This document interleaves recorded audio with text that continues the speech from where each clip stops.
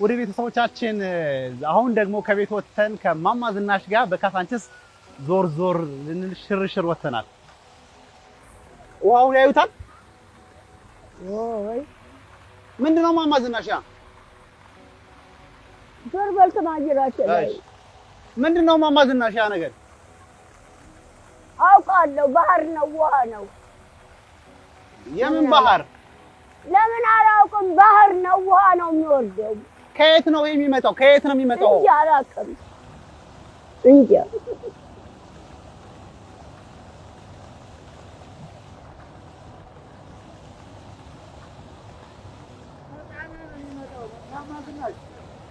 ነይ ነይ ነይ ነይ። አዎ እሺ ማይ ማይ አጥቆኝ እጄ ትምህርት ይግባት። እጄ ትምህርት ይግባት። እጄልኝ እጄ አሜን በአሜን እጄ ትምህርት ይግባት። ቻው ባክ አቃ ትምህርት ይግባት። እጄ ወንድምሞች ካሉሽም አብረው ይደጉ። ማማ ዝናሽ ወይ ተመችቶታል? ቆንጆ ነው። እሱ ፎቶ እያነሳ ከፍሏል። እሱ አረለ ከፍሏል። አዎ ከፍሏል። እሱ በሱ ዞሮ አይሰማም። ከፍሏል። ማማ ዝናሽ አውቃለሁ። ዘካራት ነግሮኛል። አዎ እንዴት ነው? ቆንጆ ነው። አየሩ ወደዱት? ደስ ያለው እኮ ነው ፎቶ ገንዘብ እየከፈለ ፎቶ እያነሳ የሚወስደው። እሺ ደስታውን እያለ ነው ሰው። ያንን ፈረስ እንዴት አዩት ማማ ዝናሽ? ፈረሱን ምን ላድርግ? ፈረሱ እንዴት ነው? እኔ ዘላለም አየዋለሁ። ዛሬ ብቻ አይደለም እና ፈረሱን የዘላለም አየዋለሁ። ዛሬ ብቻ አይደለም። ፈረስ ነበሮት እንዴ? ወይ መንግስት ያዘጋጀው የፈረሱ ዘላለም ነው። እንደዚህ ሽርሽር ሲያዞሩኝ የማየው እና ቆይ አይንቀሳቀስም እንዴ?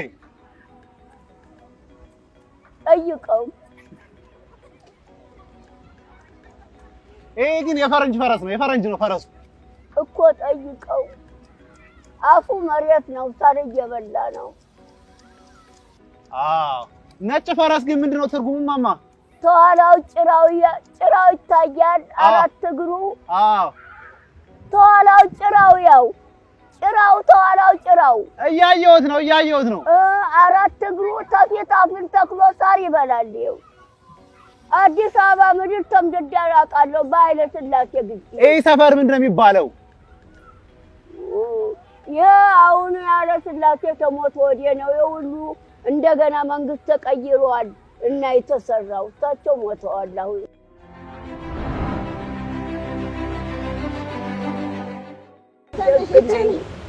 ልጆች አሉሽ? አዎ መርቁልኝ ልጆቼን። ባል አግብተሻል? አግብቻለሁ። ጥሩ ባል አለኝ። መርቁልኝ። እሰይ ጥሩ ባል ቆንጆ። ከልጆቿ ጋር አንድ ላይ ነሽ? አብሬ ነኝ። ተዋደዱ፣ ተሳሳሙ። አሜን። አንድ ከንፈር አንድ አካል ሁኑ።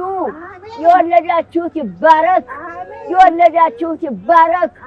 ያዛችሁት ይበርክት። ታገር ሰላም ጋር እድሜ ተጤና ይስጣችሁ። ይኸውልሽ ምርቃት ይሄ ነው።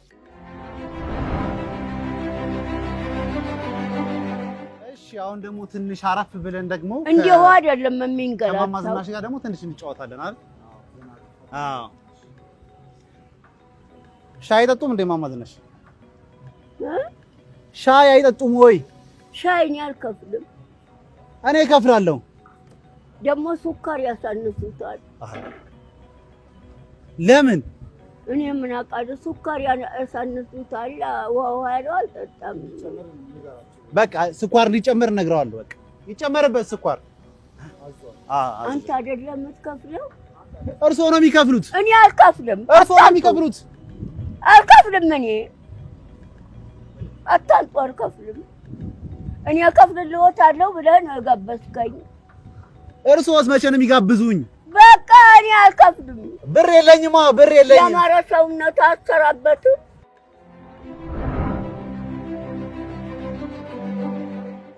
ውድ ቤተሰቦቻችን ከማማ ዝናሽ ጋር ያደረግነው ቆይታ ከብዙ በጥቂቱ ይህንን ይመስል ነበረ። በጣም እንደተዝናናችሁ ተስፋ እናደርጋለን።